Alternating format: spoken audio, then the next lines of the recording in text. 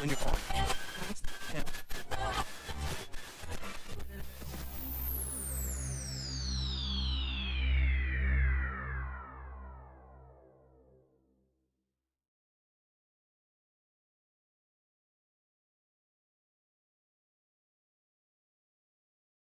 The good thing about this course is that there are a limited number of places. There are 12 people, so you actually get a decent amount of conversation and interaction with people on it. Managing people is one of those soft skills where some of it comes to people naturally, but they also need some help in terms of determining, what are the ways of doing this.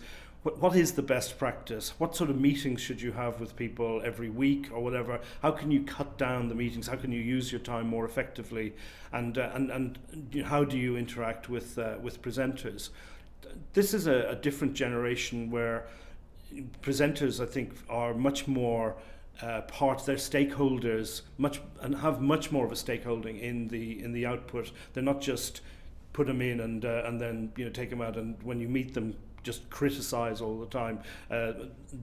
My experience of presenters is they're pretty good at actually telling you what they've done wrong. They're not always very good at telling you what they're doing well, but when you point that out to them, it's helpful, and they actually they improve.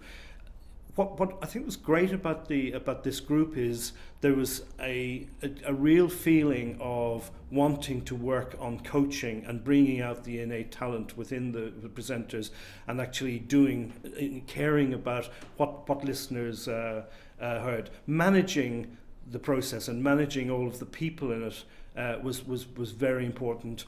And people, all of the people we had on this on this course felt that acutely, and I was pleased to see that. Absolutely, and I think one of the things that, from a programmer's point of view, is in relation and to the relationship you have with all staff, and not just on-air staff, for example, but how to manage the staff in a very positive way and to try and instill some sense of belief within the staff. I think it's very important, and that's one of the things that certainly has come out over the past while. And also from my point of view, when you talk to the guys, that they now feel that that's very much part of it, whereas maybe before that it maybe wasn't as important as it is, but they after this course feel that it is very important. Sharing the research was something that we that came up, and we spent quite a bit of time on, which was when the JNLR comes in, how to interpret that and how to use that effectively, both the numbers, the quantitative research as to how many people you have listening, but also the qualitative information that's available through that, and through using other things like target group index or whatever.